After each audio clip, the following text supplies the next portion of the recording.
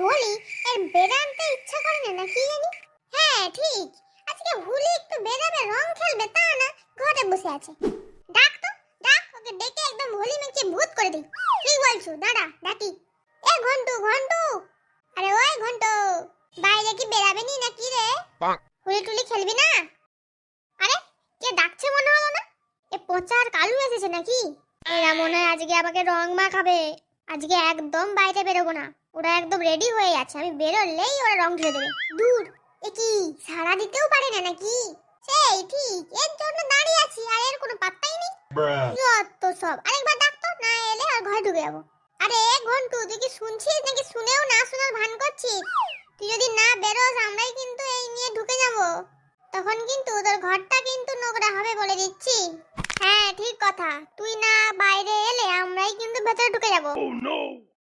আরে বাবা রে, কি বলে এরা, বাইরে না এলে ভেতরে ঢুকে যাবে?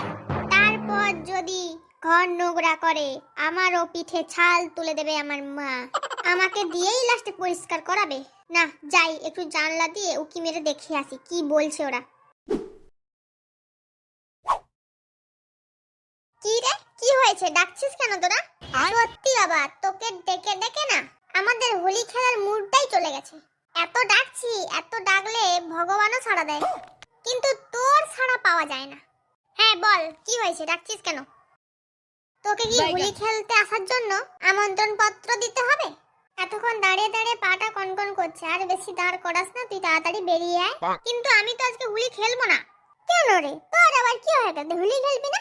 না মা বলেছে হোলি খেলতে না। ও বাবা, তাই নাকি? তো কেন খেলতে বারণ করেছে তোকে? আরে আবিরে কত কেমিক্যাল থাকে না, তাই জন্য স্কিন হচ্ছে খারাপ হয়ে যাবে। বাবা, তুই আবার কবে থেকে স্কিনের যত্ন নিচ্ছিস রে? কে তোকে দেখতে খারাপ বলেছে তাই জন্য স্কিনের যত্ন নিচ্ছিস? আরে দূর। ঠিক আছে, এবার বল তুই বাইরে আসবি না আমরা যাব? আরে না, আমি খেলবো না বলছি না। আরে আরে কি করছিস? দেখ শালা, বেরাবেনি তো কেমন লাগে? ঠিক হয়েছে, আরো দিলে ভালো হতো। এখনকার মতো এটাই ঠিক আছে, চল।